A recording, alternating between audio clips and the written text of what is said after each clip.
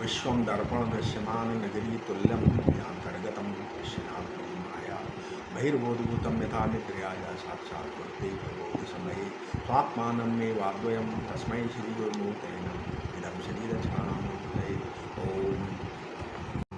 इस वीडियो में बताते हैं आगे, है ना, गीता सारम चल रहा था ना, गीता सारम। तो अब पिछले वीडियो के आगे कुछ और बताते हैं। क्या?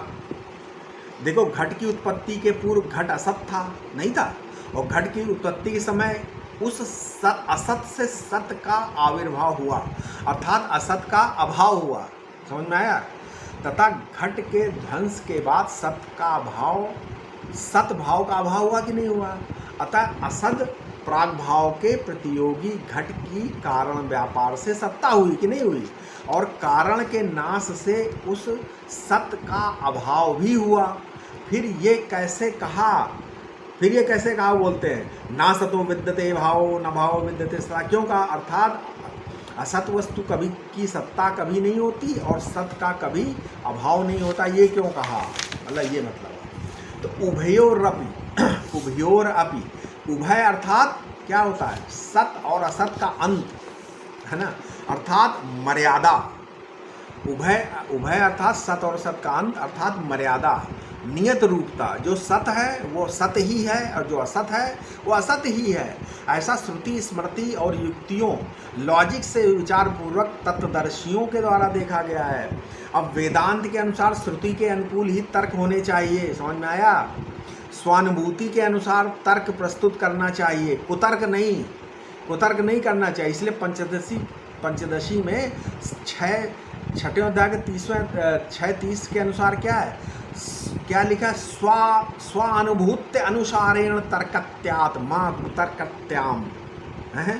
स्वानुभूत्य अनुसारेण तर्कत्याम मां कुतर्कत्याम। अज्ञान, अच्छा, अज्ञान अथवा अविद्या को ही विपर्य किसको बोलते हैं? अज्ञान अविद्या ही विपर्य ही है और विपर्य मिथ्या ज्ञान है।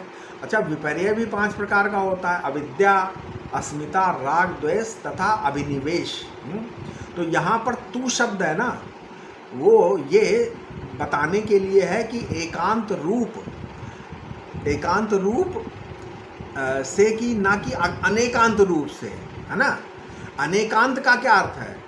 जिसमें किसी अनेकांत का अर्थ होता है जिसमें किसी एक के अंत का आग्रह ना हो, है ना, किसी एक धर्म विशेष या पक्ष विशेष का आग्रह ना हो, वही अनेकांत है। लेकिन अब बता देते, जो अनेकांतवाद है ना, ये जैन दर्शन का एक अत्यंत महत्वपूर्ण सिद्धांत है। अनेकांतवाद जैन दर्शन में है, अनेकांत। तो बता देते हैं थोड़ा अनेकांतवाद भी। अनेकांत का मतलब होता है अनेक धन अंत, है ना। अनेकांत का मतलब क्या हो? अनेक धन अंत, मतलब पक्ष या दृष्टि। जैसे घड़ा है वर्तमान में, सामने रखा हो तो, है ना। दूसरा क्या है? घड़ा नहीं है, उसी स्थान पर पहले नहीं था, अब दूसरे स्थान या दूसरे कमरे में नहीं है। तीसरा है घड़ा नश्वर है क्योंकि टूट सकता है। चौथा, घड़ा स्थायी भी है क्योंकि मिट्टी तत्व से बना। तो अद्वैत वेदांत अनेकांत को स्वीकार नहीं करता है। क्यों? परम सत्य की दृष्टि से जैन दर्शन कहता है कि वस्तु अनंत धर्मों वाली है, इसलिए उसे केवल एक प्रकार से नहीं समझा जा सकता, न कहा जा सकता है। सत्य बहुपक्षी होता है, मल्टी फैसेटेड होता है ना। लेकिन अद्वैत वेदांत में केवल ब्रह्म ही परम सत्य है। जगत नाम रूपात्मक माइक प्रपंच है, जीव और ब्रह्म अभिन्न है। तो जगह, दूसरा क्या हमने बताया? पहला तो हमने बता दिया वो। दूसरा का जगह की स्थिति, जैन मत में जगत वास्तविक है, जीव, पुद्गल, धर्म, अधर्म आदि द्रव्य अनादि और वास्तविक हैं। ठीक है। अद्वैत में जगत व्यवहारिक स्तर पर सत्य प्रतीत होता है किंतु परमार्थिक दृष्टि से मिथ्या है। तीसरा क्या है? विरोधों का समाधान। जैन मत में अनेकांत में विरोध को विभिन्न दृष्टांतों से समन्वित करता है। जो जैन मत में जो अनेकांत क्या करता है? विरोध को विभिन्न दृष्टियों से समन्वित करता है। जैसे घड़ा है, घड़ा नहीं है, ये दोनों कथन अलग अलग संदर्भों में क्या हो सकते हैं? सत्य हो सकते हैं कि नहीं हो सकते हैं। लेकिन अद्वैत वेदांत में विरोध का अंत अध्यास और अविद्या के निवारण से हो जाता है। ज्ञान होने पर द्वैत का अनुभव समाप्त हो जाता है।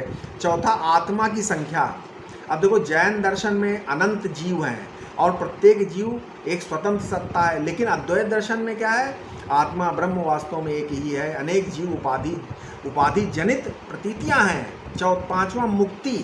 जैन मत में कर्माश्रय, जैन मत में क्या? कर्माश्रय और बंधन हटने पर प्रत्येक जीव अपनी शुद्ध स्थिति प्राप्त कर लेता है। लेकिन अद्वैत में आत्मा सदैव मुक्त है, केवल अज्ञान का निवारण आवश्यक है। छठा, तर्क शैली। जैन मत में स्याद्वाद और सप्तभंगी न्याय के माध्यम से सापेक्ष कथन करता है, स्यादस्ति, स्यान्नास्ति और स्यादस्ति नास्ति। ठीक है। लेकिन अद्वैत में अध्यारोप, अपवाद, श्रुति, युक्ति, अनुभव और अनिवर्चनीय माया की पद्धति को अद्वैत दर्शन अपनाता है। ठीक है। दोनों दर्शनों में जो सतही दृष्टि को अपर्याप्त, लेकिन एक चीज है, ये दोनों दर्शन जो सतही दृष्टि से, दोनों दर्शन में जो सतही दृष्टि को अपर्याप्त मानते हैं। ठीक है। जैन दर्शन कहता है कि एक दृष्टि पूर्ण सत्य को नहीं पकड़ सकती, लेकिन अद्वैत की दृष्टि में इंद्रिय मन से दिखने वाला द्वैत सत्य नहीं है। ठीक है, समझ में आए? इसी प्रकार श्रुति भी कहती है, सदैव सोम इदम अग्र आसीत एकमेवाद्वितीयम। आरंभ में एक अद्वितीय सती था, एक अद्वितीय सती था, यहाँ से प्रारंभ करके वो सत्य है और वही क्या आत्मा है। हे श्वेत केतु, तू वही है। छांदोपनिषद 3:2-1 में क्या कहा? तत्सत्यम सा आत्मा तत्त्वमसि श्वेत केतो। इस प्रकार श्रुति उपसंहार करती हुई ये दिखलाती है कि सजाति विजाति और स्वगत भेद से शून्य एक सत्य ही सत्य है, और बाकी क्या है? वाचारम्भणम विकारो नामधेयम मृत्तिकत्तेव सत्यम, छांदोक 6:1-4 इत्यादि श्रुति तो व्यभिचारी विकार मात्र को वाचारम्भण रूप से मिथ्या ही कहती है। ठीक है। सत्ता नाम सामान्य का नहीं है, क्योंकि इसमें कोई प्रमाण नहीं है। पदार्थ मात्र में सत इस प्रकार की प्रतीति को ग्रहण किया जाता है, लेकिन इसको सत्ता सामान्य नहीं स्वीकार किया जाता, क्योंकि सामान्य सत, विशेष सत और अभाव सत, इस प्रकार सामान्य विशेष अभाव से भी सत्य की प्रतीति होती है। अतः ये सत्ता या प्रतीति सत प्रतीति की उपपादक नहीं है, अनुपपादक है?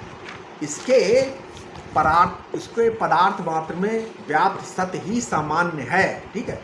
जब घट दिखाई देता है तब घट का ही बोध होता है, और जब पट दिखाई देता है तब पट का ही बोध होता है।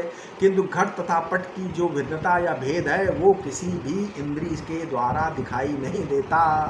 यदि कहें कि भेद के अनुभव को एक पृथक अनुभव स्वीकार करना होगा, तो फिर ये कहना होगा कि इस भेद का अनुभव दूसरे अनुभव से भिन्न है, ये भी तो अनुभव करना पड़ेगा, नहीं?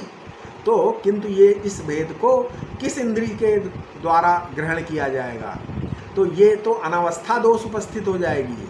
इसलिए भेद असिद्ध है तथा अभेद ही सिद्ध है। तो अद्वैत सिद्धि एक ग्रंथ है, उसमें कहा है कि माया कल्पित असत की निवृत्ति हो जाने से सद्वस्तु की अमृतत्व यानी मोक्ष प्राप्ति के योग्य होती है, और सत मात्र पर दृष्टि रखने से तितिच्छा होना भी संभव है। इसलिए अब यहाँ पर तत्व दर्शन का क्या अर्थ है? यथार्थ दर्शन। तत्व दर्शन में यथार्थ दर्शन मतलब अध्यस्त का निषेध करने पर जो बचा रहता है वही तत्व है। फिर तत्वदर्शी कौन है? जो अध्यारोप अध्यास को दूर करके वस्तु को देखे नहीं, वो तत्वदर्शी है। कुछ विद्वान कहते हैं कि अमुक काल में जब समाज में हिंसा है ना, हिंसा बहुत बढ़ गई, तो बुद्ध ने अहिंसावाद शून्यवाद का दर्शन प्राप्त किया। जब अमुक समय में नास्तिकता बहुत बढ़ गई, तब श्री रामानुजाचार्य ने भक्ति का दर्शन प्राप्त किया। लेकिन जो दर्शन अमुक काल, देखो अमुक परिस्थिति में अमुक प्रयोजन से तत्व का दर्शन किया जाता, वो असली दर्शन कहाँ है? नहीं है। असली तत्व का दर्शन वो है जो देश भेद से, काल भेद से, स्थिति भेद से प्रभावित ही नहीं होता। इसलिए वैदिक सिद्धांत है कि जब अंतःकरण संपूर्ण संस्कारों से विरहित होगा तभी तत्व का साक्षात्कार होना संभव है। इसलिए उपनिषदों में भाई कठोपनिषद कहता है, इसका निश्चित वर्णन है। कठोपनिषद 9:2-23, ना विरतो दुश्चरितान ना विरतो दुश्चरितान न शांतो न समाहिता ना अशांत मानसो वापि प्रज्ञानेनम आपनुयात, है ना अविरतः दुश्चरितात्, जो दुष्कर्मों से विरत नहीं हुआ है, या ना अशांता जिसका इंद्रिय निग्रह भी नहीं है, ना असमाहिता जिसका चित्त एकाग्र नहीं है, ना अशांत मानसः जिसका मन विक्षिप्त और अशांत है। ठीक है, प्रज्ञानेन अपि एनम आपनुयात, वो केवल बौद्धिक ज्ञान से भी आत्मा को प्राप्त नहीं कर सकता ऐसा व्यक्ति। इसलिए क्या करना पड़ेगा, पहले तो दुष्चरित का त्याग, नैतिक शुद्धि करनी पड़ेगी। दूसरा सम दम यानी मन और इंद्रिय संयम, तीसरा समाधान चित्त की एकाग्रता, और चौथा मानसिक शांति। तभी तो अद्वैत प्रत्यक्ष होगा। जब तक श्रवण मनन निधिध्यासन इन अंतरंग साधनों के साथ आप में विवेक और वैराग्य आदि बहिरंग साधन नहीं होंगे, तब तक तत्व का साक्षात्कार नहीं हो सकता। इसके आगे हम अपने अगले वीडियो में बताएंगे। ठीक है, ओम शांति शांति शांति।